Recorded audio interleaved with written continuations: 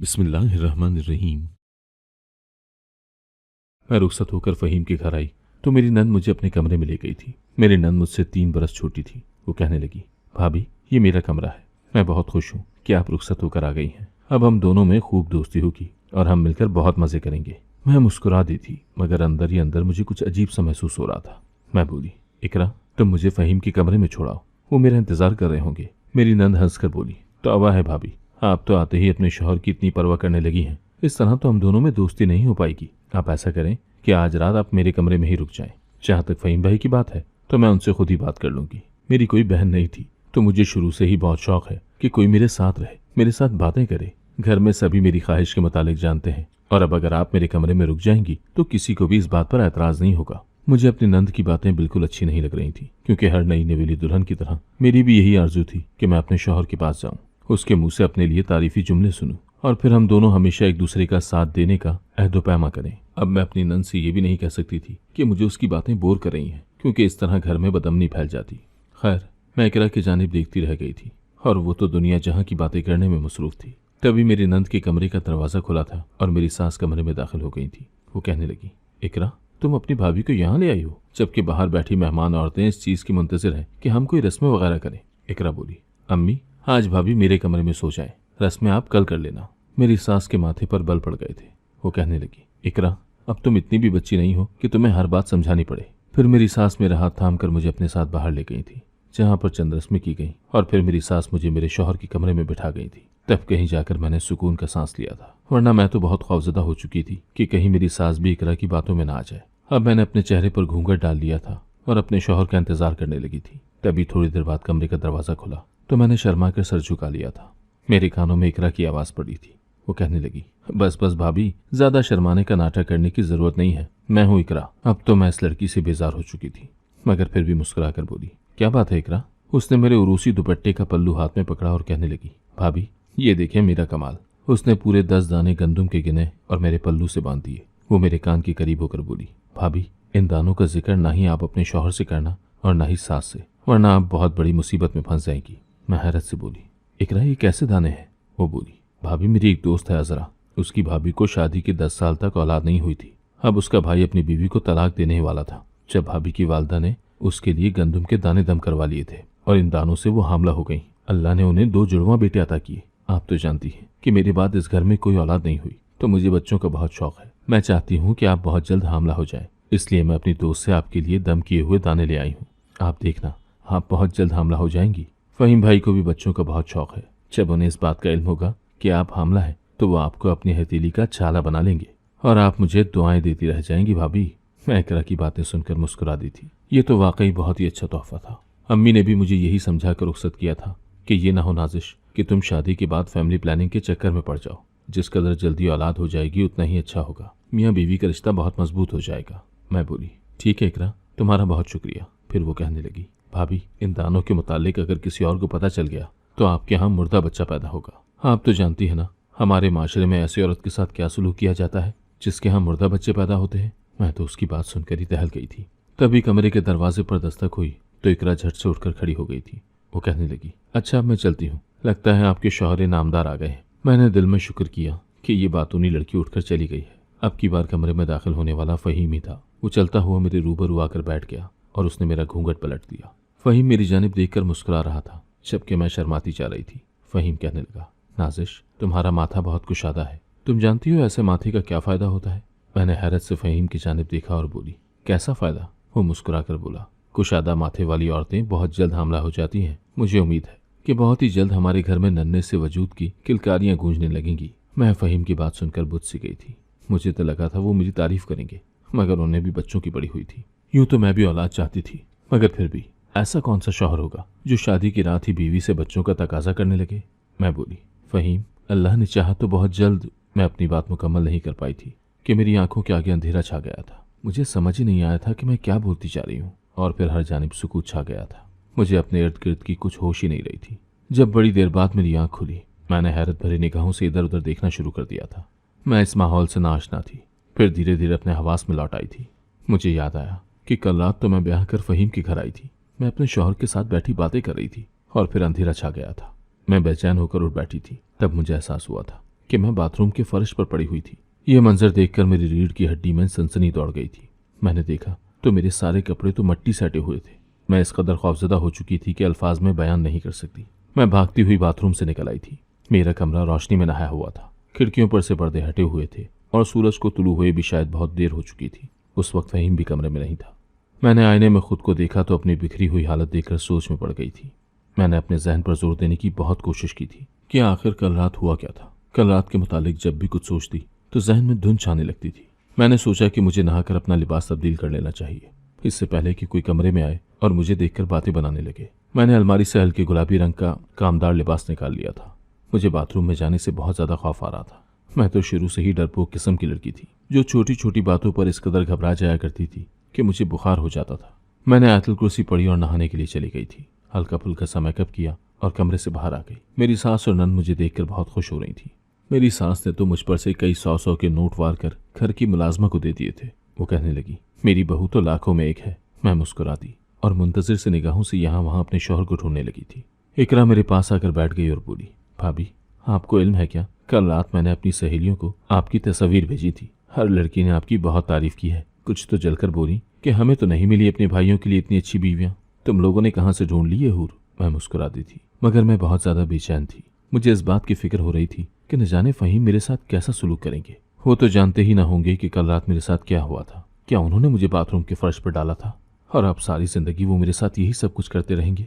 मैं ये बात सोचकर ही दहल गई थी। मैंने नफी में सर हिला दिया कि ऐसा नहीं हो सकता। फहीम तो मुझसे औलाद चाहते हैं। मर्द के वफादार होने की यही दलील काफी है कि वो अपनी बीवी से औलाद चाहता हो। इकरा बोली, भाभी क्या बात है, आप कुछ परेशान सी लग रही हैं। मैं बोली, इकरा मुझे फहीम कहीं नहीं नजर आ रहे। मैं जब सोकर उठी तो वो कमरे में नहीं थे। इकरा हंस दी और बोली, इतनी सी बात है, मैं आपका मसला फौरन हल कर देती हूँ। फिर इकरा उठकर अपनी वालदा के पास चली गई थी और थोड़ी देर बाद आकर बोली, आपके शौहर थोड़ी देर के लिए बाहर गए हैं, नाश्ता करके गए हैं, इसलिए आप परेशान ना हो और खुद भी कुछ खा पी लें। मैंने सर हिला दिया तो वो बोली, मैं अपनी प्यारी सी भाभी के लिए नाश्ता बना कर लाती हूँ। इकरा किचन में घुस गई तो मैं सोचने लगी थी कि अमूमन जो लड़कियां अपने वालिदैन के घर बैठी होती हैं वो भाभी के आते ही लाडली बन जाती हैं और चाहती हैं कि उनके सारे काम भी भाभी ही करे। अल्लाह का शुक्र था कि मैं इस मामले में बहुत खुशकिस्मत थी, क्योंकि मेरी नंद खुद भाग भाग कर मेरे काम किया करती थी। वो मेरे लिए नाश्ता बना कर ले आई और फिर बोली, भाभी आप अपने कपड़े मुझे दे दीजिएगा, मैं इस्त्री करके आपकी अलमारी में लटका दूंगी और यूं आपको किसी किस्म की परेशानी का सामना नहीं करना पड़ेगा। वैसे तो घर में मुलाजमा भी है, मगर वो मेरे 2 रेशमी सूट जला बैठी है, इसलिए मैं आपको यही मशवरा दूंगी कि आप उन पर हरगिज एतबार मत करना। मैं बोली, इकरा तुम बेफिक्र हो जाओ, मैं अपने कपड़े खुद ही इस्त्री कर लूंगी। वो बोली, ऐसा कैसे हो सकता है, इकरा जैसी नंद घर में मौजूद हो और भाभी काम करती फिरे, ये तो नामुमकिन है। आज हमारा वलीमा था और जितने भी मेहमान घर में जमा हो चुके थे, कल उन्होंने रुखसत हो जाना था। बहुत देर गुजर जाने के बाद आखिरकार फहीम घर आ ही गए थे। मैं उस वक्त औरतों की झुरमुट में बैठी हुई थी। ऐसे में इकरा ही मेरे लिए रहमत का फरिश्ता बनकर आई थी। वो कहने लगी, भाभी आप उठें और जाकर अपने शौहर को वक्त दें। सुबह से बेचारे घर से निकले हुए थे, अब वापस आए हैं तो उनकी ख्वाहिश होगी कि सबसे पहले आपका ही चेहरा देखें। मैं इकरा की बातों पर शर्माती हुई उठकर खड़ी हुई थी और अपने कमरे में चली गई। फहीम के माथे पर बल पड़े हुए थे। उसने मेरी जानिब देखना भी गवारा नहीं किया था। मैंने आगे बढ़कर अपने शौहर को मुखातिब किया। मैं बोली, आप कहाँ चले गए थे फहीम, मैं आपके लिए परेशान हो रही थी। मेरी बात सुनकर फहीम ने एक झटके से मेरा हाथ पकड़ लिया और मुझे रूबरू करके बोले, तुम इस शादी से नाखुश थी ना, तुम नहीं चाहती थी कि ये शादी हो। अगर तुम्हें कोई और पसंद था तो अपने वालिदैन से कह देती, मेरी जिंदगी तबाह करने की क्या जरूरत थी, और अब तुम मेरे सामने अच्छी बीवी बनने का नाटक मत करो। मैं बोली, फहीम क्या हो गया है आपको, आप ये कैसी बातें कर रहे हैं, मैं तो इस शादी से बहुत खुश हूँ। मुझे तो आपसे उसी दिन मोहब्बत हो गई थी जब मैंने आपकी तस्वीर देखी थी। आप सोच भी नहीं सकते कि मैंने ये दिन किस तरह गिन गिन कर गुजारे हैं। मैं तो चाहती थी कि जल्द से जल्द आपकी जिंदगी में शामिल हो जाऊं। अब आप बताएं कि आप ऐसा क्यों कह रहे हैं। फहीम बोले, तुमने कल रात जो हरकत की है ना, उसने मुझे बहुत दुख पहुंचाया है। मेरे कान खड़े हो गए थे। ये तो मैं भी जानना चाहती थी कि आखिर कल रात हुआ क्या था। मैं बोली, फहीम मैंने क्या किया था। वो बोला, मैं तुमसे अपनी मोहब्बत का इजहार कर रहा था और तुम कहने लगी कि मुझे बाथरूम जाना है। मैंने सर हिला दिया तो तुमने अंदर से जाकर कुंडी लगा ली। मैंने बहुत देर तक तुम्हारे वापस आने का इंतजार किया, मगर जब तुम बाहर नहीं निकली तो मैंने दरवाजे पर दस्तक देना शुरू कर दी और तकरीबन मैं सारी रात बाथरूम के दरवाजे पर दस्तक देता रहा हूँ, मगर तुमने दरवाजा नहीं खोला। मुझे बताओ तुम मुझसे क्यों भाग रही हो। मैंने जल्दी से नफी में सर हिला दिया और बोली, नहीं नहीं ऐसी कोई बात नहीं है, मुझे बस इतना याद पड़ रहा है कि हम दोनों बैठे बातें कर रहे थे और फिर मेरी आंखों के आगे अंधेरा छा गया। जब मेरी आंख खुली तो मैंने खुद को बाथरूम के फर्श पर पाया था। फहीम ने सर झटक दिया और बोला, तुम मेरे मुंह पर झूठ बोल रही हो। मैं बोली, फहीम कल रात के लिए मुझे माफ़ कर दें। मैं आपसे वादा करती हूँ कि आइंदा ऐसा कभी नहीं होगा। ये मेरी गलती नहीं थी, मगर मैंने फिर भी माफ़ी मांग ली थी। मैंने महसूस किया था कि फ़हीम के चेहरे के तासुरात एकदम से बदल गए थे। वो कहने लगा, वादा? मैं मुस्कुराकर बोली, पक्का वादा। फ़हीम भी मुस्कुराने लगा था। मेरे दिलो दिमाग से बोझ हट गया था। मैंने तो कभी सोचा भी नहीं था कि शादी के फौरन बाद मुझे इस किस्म के हालात का सामना करना पड़ेगा। खैर, शाम में वलीमा था, इसलिए मुझे जल्द ही पॉलर जाना पड़ गया था। बहुत ही आलीशान हॉल में वलीमे की तकरीब थी। सब मेरी और फ़हीम की जोड़ी की बहुत तारीफ कर रहे थे। हमें तो चांद सूरज की जोड़ी का खिताब दे दिया गया था। मैं खुश थी, हर चीज़ मुझे बहुत अच्छी लग रही थी। वलीमे की तकरीब खत्म होते होते रात गहरी हो गई। फिर हम सब अपनी अपनी गाड़ी में बैठकर वापसी की राह पर गामजन हो चुके थे। मेरी सास मुझे मेरे शौहर के कमरे में बिठाकर चली गई थी। वो कहने लगी, मैं तो बहुत थक गई हूँ। 1 महीने से काम जारी थे, अब तो खैर से मेहमान भी वापस चले गए। अब तो मैं जी भर कर आराम करूंगी। मैं मुस्कुरा दी थी। मेरी सास के जाते ही इकरा कमरे में आ गई थी। वो मेरे पास बैठ गई और बोली, फ़हीम भाई भी अभी कमरे में आने वाले हैं। मैं ज़्यादा देर आपके पास नहीं रुक सकती। आप जल्दी से ये दाने अपने पल्लू से बांध लें। मेरी नंद ने आज फिर गंदुम के 10 दाने गिनकर मेरे दुपट्टे के पल्लू से बांध दिए थे, जबकि मैं खुश थी कि चलो इसी अमल से मेरे यहाँ औलाद तो हो जाएगी, क्योंकि मेरे शौहर को भी तो औलाद की जल्दी थी। इकरा मुझे दुआएं देती हुई कमरे से निकल गई थी। तकरीबन आधे घंटे बाद मुझे फ़हीम कमरे में आता हुआ दिखाई दिया था, और बस इससे ज़्यादा मुझे कुछ भी इल्म नहीं था कि फिर क्या हुआ। मेरी आंखों के सामने अंधेरा छा गया था। मैंने बड़ी कोशिश की थी कि मेरी आंखें खुली रह जाएं, मगर ऐसा ना हो सका था। सुबह ही मेरी आंख खुली थी। मैंने इर्द गिर्द देखा तो खुद को बाथरूम के फर्श पर पाया था। आज फिर से मेरे कपड़ों पर मिट्टी लगी हुई थी। मैं उठकर बैठ गई थी और मेरी आंखों से आंसू निकलने लगे थे। मैं बाथरूम से बाहर निकली तो फ़हीम सामने ही खड़ा था। मैं बहुत ज़्यादा घबरा गई थी कि आज फ़हीम मेरे साथ क्या सलूक करेंगे। मैं डरती हुई आगे बढ़ी तो फ़हीम मेरी आंखों में देखकर बोला, छोटी बच्ची हो क्या जो अपने कपड़ों पर मिट्टी लगाई हुई है? मैं बोली, नहीं नहीं फ़हीम, ये मैंने नहीं लगाई। मुझे इल्म नहीं है कि मेरे साथ क्या हुआ था। फ़हीम कहने लगा, अच्छा बस करो, ये नाटक मत करो। सीधी तरह से कह दो कि अभी तुम ज़हनी तौर पर इस रिश्ते को कबूल करने के काबिल नहीं हुई। इतना कह दूंगी तो क्या तुम्हें मैं खा जाऊंगा? हरगिज़ नहीं, मैं तुम्हारी मर्जी का एहतराम करूंगा। मैं बोली, फ़हीम आपके सर की कसम मुझे कुछ इल्म नहीं कि ये सब क्या हो रहा है। फ़हीम ने मुझे बड़ी अजीब सी निगाहों से देखा था। फिर कहने लगा, तुम शादी से पहले बीमार तो नहीं थी? तुम्हारा किसी किस्म का कोई इलाज तो नहीं चल रहा था? मैं फ़हीम की बात का मकसद समझ चुकी थी। वो मुझे ज़हनी तौर पर बीमार समझ रहा था। मैंने नफ़ी में सर हिला दिया तो वो कहने लगा, बेफिक्र हो जाओ, सब कुछ ठीक हो जाएगा। मैं कमरे से बाहर आई तो इकरा मेरी जानिब मुतवज्जा हो गई थी। वो कहने लगी, भाभी कोई खुशखबरी है क्या? मैं हंस दी और बोली, क्या हो गया है? आज मेरी शादी को दिन ही कितने हुए हैं और तुम्हें खुशखबरी की पड़ गई है? इकरा कहने लगी, भाभी आप अपने पेट की जानिब तो देखें। मेरी निगाह मेरे पेट पर पड़ी तो मैं दंग रह गई थी, क्योंकि मेरी तौंद बाहर निकली हुई थी। शादी से पहले तो मैं बहुत ही स्मार्ट सी लड़की थी। अब अचानक तौंद का बाहर अचानक कोई अच्छी बात तो नहीं थी। मैं चुप ही रही थी। शादी की तीसरी रात भी मेरी नंद पल्लू से दाने बांध गई थी, जिसके नतीजे में रात में फिर से जल्दी सो गई थी। अब मुझे एहसास हो रहा था कि यकीनन मेरी नंद इस सब में शामिल है। आज फिर मैंने खुद को बाथरूम में पाया था। मैं गुस्से से तनफन करती कमरे से बाहर आई थी ताकि इकरा के साथ दो टोक बात कर सकूं। मैं अभी लाउंज के पास ही पहुंची थी, तब मेरी सास की आवाज़ मुझे सुनाई दी थी। वो इकरा से कह रही थी, कल रात तुमने वो कर दिया था ना जो मैंने तुमसे कहा था? नाजिश को किसी किस्म का कोई शक तो नहीं हुआ ना? इकरा बोली, अम्मी मैंने इतनी भी कच्ची गोलियां नहीं खेली हुई। इकरा के फरिश्तों को भी इस बात का इल्म नहीं होगा। ये मेरा आपसे वादा है। मैं थर थर कांपने लगी थी। मुझे तो यही लगता था कि शायद इस सब के पीछे इकरा का ही हाथ होगा, मगर यहाँ तो मेरी सास भी इस सब में शामिल थी। मेरी आंखों में आंसू आ गए थे। न जाने वो ये सब क्यों कर रही थी। शायद इसका मकसद यही था कि मैं अपने शौहर से दूर हो जाऊं। मुझे तो ऐसी औरतों की समझ नहीं आती जो अपने बेटों की शादियां तो कर देती हैं, मगर फिर अपनी बहू को कबूल नहीं करती। उनके आते ही साजिशें शुरू कर देती हैं। मैंने भी ठान लिया था कि अब दोनों माँ बेटी की दाल नहीं गलने देनी। मैं हरगिज़ इकरा को अपने पल्लू से दाने बांधने नहीं दूंगी। दिन भर मेरा शौहर मेरे पास ही रहा था। वो कहने लगा, रात में तो तुम्हें पता नहीं क्या हो जाता है, इसलिए मैं दिन में तुम्हारे साथ वक्त गुजारने की कोशिश करूंगा। हम दोनों मियाँ बीवी शाम तक एक साथ रहे थे। आज फ़हीम काफ़ी खुश लग रहे थे। वो कहने लगे, मेरी दुआ है कि अल्लाह अब हमें जल्द से जल्द औलाद दे दे। मैं बोली, फ़हीम आपको छोटे बच्चे बहुत अच्छे लगते हैं। फ़हीम ने इस बात में सर हिला दिया और बोला, हाँ ये बात भी है, मगर मैं 1-2 साल तो इंतज़ार कर ही सकता हूँ। लेकिन मेरी अम्मी ने मुझसे कहा हुआ है कि अगर शादी के पहले महीने में मेरी बीवी हामला ना हुई तो वो मेरी दूसरी शादी करवा देंगी। मुझे तुम बहुत प्यारी लगती हो नाजिश, मैं दूसरी शादी नहीं करना चाहता। मैं हैरत से बोली, फ़हीम ऐसी भी क्या जल्दी है आंटी को? वो कहने लगा, दरअसल हमारे ख़ानदानी पीर ने अम्मी को बताया था कि अगर फ़हीम की बीवी पहले महीने में हामला ना हो सकी तो फिर कभी भी नहीं हो पाएगी। अब मैं सारी बात समझ गई थी। रात हुई तो इकरा मेरे पास गंदुम के दाने ले आई थी। अब मेरी मजबूरी थी कि मैं उसे वो दाने अपने पल्लू से बांधने की इजाज़त दे देती, क्योंकि अब तो मैं भी यही चाहती थी कि जल्द अज जल्द मैं हामला हो जाऊं, नहीं तो मेरा घर खतरे में पड़ सकता था। इकरा अब हर रात मेरे पास आती और दाने बांध जाती।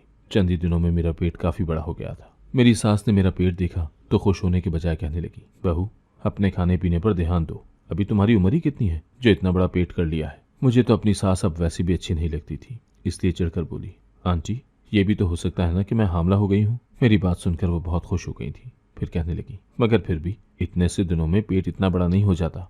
क्या तुमने कभी किसी हामला औरत को नहीं देखा? मैं अपनी सास की बात सुनकर परेशान हो गई थी।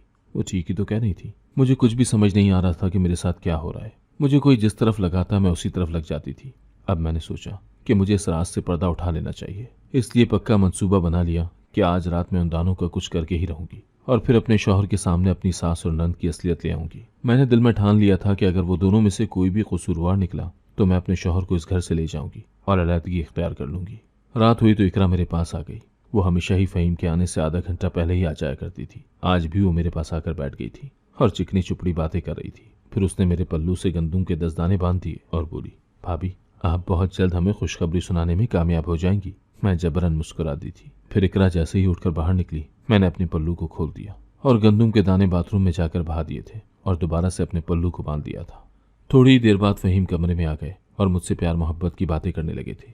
आज मुझे नींद नहीं आ रही थी, मगर मैंने फ़हीम को यही तासुर दिया था कि मैं गहरी नींद सो चुकी हूँ। मेरे सोते ही फ़हीम ने अपना मोबाइल उठाया और बोला, वो सो गई है, आ जाओ। मैं फ़हीम की बात सुनकर हैरान रह गई थी कि आखिर फ़हीम ने किसको फ़ोन किया था। थोड़ी देर बाद ही कमरे में इकरा आ गई थी। मैं कुनकियों से सारा मंजर देख रही थी। मैं हक्का बक्का थी। इकरा आकर फ़हीम के पास बैठ गई। वो रो रही थी। कहने लगी, फ़हीम मुझे बहुत खौफ आता है कि आखिर हमारा क्या बनेगा। हमें ये सब नहीं करना चाहिए था। जब सारी हकीकत खुलकर अम्मी के सामने आ जाएगी तब हम क्या करेंगे। फ़हीम ने इकरा का हाथ थाम लिया और कहने लगा, हमने कोई गुनाह नहीं किया।